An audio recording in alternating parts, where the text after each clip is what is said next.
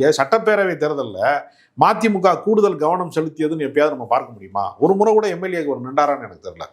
என்னுடைய நினைவுக்கு தெரிந்து ஒரு எம்எல்ஏவுக்கே நிற்கலை. எப்போவுமே அவர் முழுக்க முழுக்க டெல்லி அரசியல் மீதே தான் பெருங்கவனம் செலுத்தினார். அவர் தேர்தல் அரசியலில் வெல்லாமல் போனது குறித்து சுய பரிசீலனையே அவர் செய்யலை. ரஜினிகாந்த் இவர் கட்சி ஆரம்பித்த சிறிது நாட்களே ரஜினிகாந்த் வர்றாருங்கிற வதந்தியிலேயே அந்த கட்சி பாதி காலாவதி ஆனது.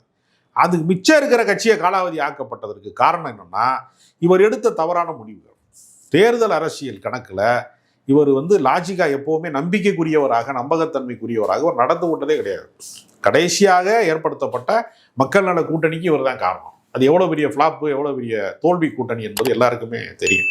அதனால் இன்னொரு அரசியல் தவறை வைகோ செய்துவிடக்கூடாது என்பதுதான் நம்முடைய கருத்து.